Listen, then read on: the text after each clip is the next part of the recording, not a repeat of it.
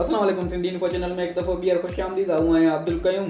जेकॾहिं तव्हां चैनल ते नवां आहियो चैनल खे सब्सक्राइब कयो, घंटी जे निशान ते क्लिक करे छॾियो। असांजी अॼु जी वीडियो जो टॉपिक आहे त ॿकरनि जो कारोबार कीअं कजे ऐं हुन में केतिरी बचत आहे। अचो त वीडियो शुरू कयूं था। हुन खां अॻु असांजो चैनल सब्सक्राइब करे छॾियो ऐं वीडियो जे हेठां तव्हांखे सब्सक्राइब जो बटन नज़र अचे थो। यादि रखिजो, ज़मीन ऐं माल ॾींहुं बाए ॾींहुं उन्हनि जी क़ीमत वधंदी रहंदी आहे। हर ॾींहुं उन्हनि जो कुझु न कुझु क़ीमत वधंदी आहे, कुझु न कुझु पैसा वधंदा रहंदा आहिनि, घटिबा न आहिनि। हाणे ॾिसंदासीं त ॿकरनि जे कारोबार में केतिरी बचत आहे। वीडियो खे आख़िर ताईं ॾिसिजो। यादि रखिजो, तव्हांखे नंढा ॿकरा वठिणा आहिनि, 5 खां 7 ताईं ॿकरो वठिणो आहे, न इन खां हेठि न इन खां मथे।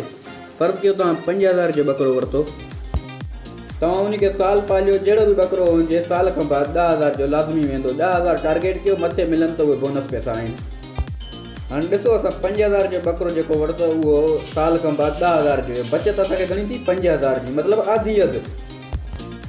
हीअ त हुई हिकु ॿकरे जी ॻाल्हि। सोचो तव्हां 10 ॿकरा वरिता आहिनि, 10 ॿकरा तव्हां वरिता, हिकु ॿकरो 50,000 में वरितो, हुनजी क़ीमत बनंदी 50,000। उन्हनि खे तव्हां साल पालियो, तव्हांजो हिकु ॿकरो वेंदो 10,000 जो। मतिलबु जेको तव्हां 50,000 में वरितो साल पाले, उनखे 10,000 में हिकु ॿकरे खे वेचो। जेकॾहिं तव्हां 10 ॿकरा विचींदव त जेके 50,000 में वरिता 10 ॿकरा, उहे हाणे वेंदा ₹1,00,000 जा। मतिलबु 50,000 तव्हांखे हिकु साल अंदरि बचत। 50,000 तव्हांखे बचे थो 10 ॿकरनि त सिर्फ़ु 50,000 तव्हां लाड़े करे हक़ हिलाल जो कारोबार शुरू कयो हुयो। हाणे सोच कयो 20,000 खणी ॿकरनि जो ख़र्चो थी वियो साल में, लेकिन 30,000 त तव्हांखे बचा न। 30,000 50,000 जी इन्वेस्टमेंट ते हिकु वॾी रक़म आहे बचत में। हिन कारोबार खे तव्हां आज़माए ॾिसो, इंशाल्लाह फ़ाइदो बि ज़रूरु थींदो ऐं मज़ो बि ईंदो, छो जो हीउ कारोबार बि आहे ऐं शौक़ जो शौक़ बि थी वेंदो।